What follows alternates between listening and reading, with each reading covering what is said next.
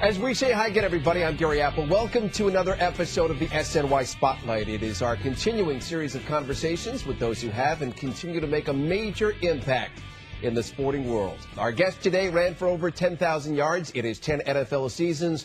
He is the greatest running back in New York Giants history. He's now a broadcaster both on the Today Show and on Football Night in America on NBC.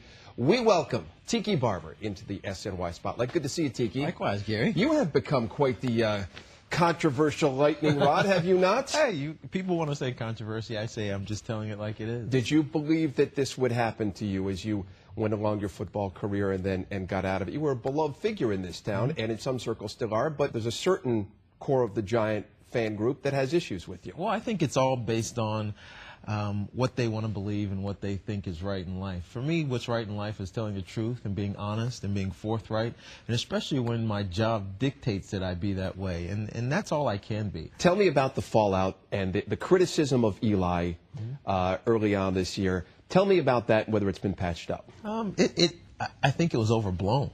I wouldn't say it was criticism per se. I think it was an expression of my experience with Eli. And it's nothing that I haven't said to Eli himself, that Eli, you need to be stronger in your voice. You need to be stronger in your body language because it matters. We look at you for leadership. But you know when you do it in front of America, it's going to be a big story, of course, not behind closed doors. But that's what Dick Ebersol and NBC Sports has paid me to do, to give my experiences as truthfully and honestly as I can. And I wasn't trying to demean or insult Eli. I was just telling you how I experienced him. I want to go back to your childhood, growing up in Virginia, and your God-given name. Everybody knows you as Tiki, but Atim Kiambu Hakim Ah, which means? Atim Kiambu means fiery-tempered king. And my brother and I were premature, and so we were in incubators, and I wasn't happy. I was screaming, yelling, pulling my tubes out, etc.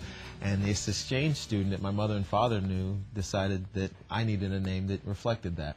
And it was Atim Kiambu. And where did Tiki come from? I don't know. You know, I joke with people. I said, I think my mom was in a bar or something in South Carolina, and she was having Mai Tais or something. And you were raised by just your mom. Yeah. Tell me about your childhood growing up. Where was your father, and what was it like being in a one-parent household? Well, for us, we didn't notice it. And it was a blessing because my mom worked so hard. She never allowed us to want for anything. She was always sacrificing for herself. And I think back when we were young, I don't ever remember my mom going out on a date or going to be with another man. It was always about us. And literally it was that way for 21 years until we got through college.